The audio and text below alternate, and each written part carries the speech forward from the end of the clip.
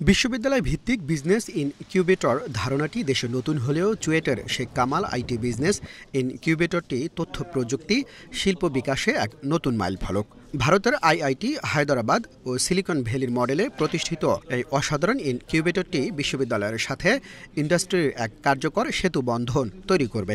একজন স্টুডেন্ট সে তার নিজের আইডিয়াটা এখানে বসে সে আইডিয়াটা তৈরি করতে পারবে, প্লাস ইমপ্লিমেন্ট করতে পারবে।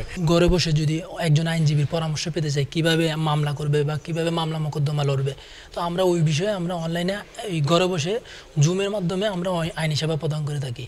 আগামীর তরুণ প্রজন্মের মেধা, বুদ্ধি ও জ্ঞান বিকাশের কেন্দ্র হিসেবে গড়ে উঠবে এই আইটি বিজনেস ইনকিউবেটর। এমনটাই মনে করেন হাইটেক পার্ক কর্তৃপক্ষের ব্যবস্থাপনা পরিচালক। আজকে দেখে খুশি হয়েছি যে তারা বিভিন্ন ধরনের ড্রোন নির্মাণ করতেছে, কিন্তু তারা তো এইগুলি ভবিষ্যৎ বাংলাদেশে, আমাদের স্মার্ট বাংলাদেশে আমরা যুব সমাজ যারা আছে, তরুণ যারা আছে, তারাই কিন্তু স্মার্ট বাংলাদেশ করার ক্ষেত্রে পুরোধা ভূমিকা পালন করবে। বিশ্ববিদ্যালয়ের ক্যাম্পাসে আন্তর্জাতিক মানের এই ইনকিউবেটর শিক্ষার্থীদের জন্য এনে দিয়েছে গবেষণার বড় সুযোগ বলে মনে করেন চুয়েটের উপাচার্য।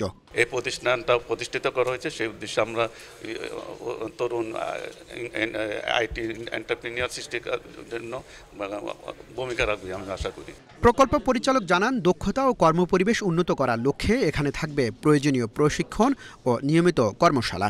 আশাবাদী আমরা যেভাবে আছি, আমরা যদি আস্তে আস্তে এগোতে পারি তাহলে হয়তো আগামী 5 বছরের মধ্যেই সত্যিকার অর্থে বিশ্ববিদ্যালয়ের যে ইনকিউবেশন এটা সফল হবে। 2041 সালের মধ্যে স্মার্ট বাংলাদেশ বিনির্মাণে আইটি বিজনেস ইনকিউবেটর অগ্রণী ভূমিকা রাখবে, এমনটাই প্রত্যাশা সংশ্লিষ্টদের।